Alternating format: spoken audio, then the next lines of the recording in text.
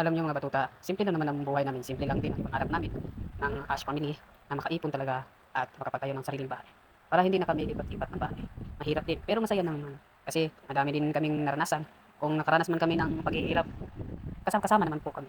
Pero yun lang ang talagang masakit yung may mawala sa amin. Lalo na nawala sa sakit at biglaan lang. Yun ang pinakamasakit para sa aming pamilya. Pero kailangan namin mag-move on, kailangan namin bumangon, lumaban para sa mga batuta. Hindi talaga pwede na hayaan lang na ganun-ganun lang at ma-depress ka sa anumang naranasan mong hirap sa pagiging poor mom and dad sa mga batuta natin. Eh, may saya naman at saka malungkot, pero ganyan talagang buhay, para ding tao yan. Tao nasasaktan, may masaya, may malungkot din. Ganun din naman yung mga aso. Ang nakakalungkot lang talaga yung mga aso na sa labas, walang makain, kawawa din naman. Pero yung mga nagre-rescue ng dog, ang iba, sumubra na din. Hindi na din, ang iba tama. Pero wala tayong magagawa kasi yung awa nila ay nandiyan sa puso nila. Ganyan ang Pilipino, di ba? Mawain. Pero hindi mawawala ang chismosang Pilipino. Mga chismosang Pilipino at saka pakilamera sa buhay ng ibang Pilipino. Hindi na lang nila pakilaman ang sarili nila. Sa gaya ng karanasan namin dito sa Usona, bago lang, mga 1 month lang. Sinabihan pa kami na bakit pa daw nilagyan ng electric fan ang aso, kaya daw ang baho daw nila mapupunta daw sa bahay nila, pumapasok daw. Ang layo naman ng bahay nila.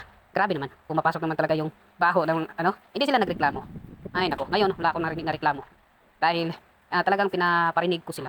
Kasi nagsusumbong sila sa landlord namin. Ang landlord naman namin talaga ay parang anak na ako ng may-ari nito. Kaya nga sabi ng landlord, mag-ipon ka kung gusto mo bilhin yung bahay na yan.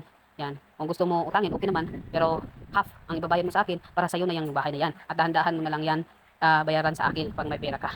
Kaya sana mga batuta, pag-pray nyo kami na sana makaipon kami kasi mga 900k ito eh. 900k ito. Kaya gusto namin makapag-ipon. Alam nyo, sana nakapag-down na sana kami kung hindi namatay yung 24 dogs ko.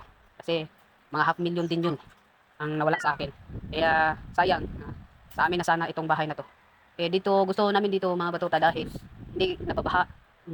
Tapos may second floor. Pwede naman doon kami sa second floor pa i-renovate soon. Sana ipag-pray nyo kami para magkabahay na talaga kami.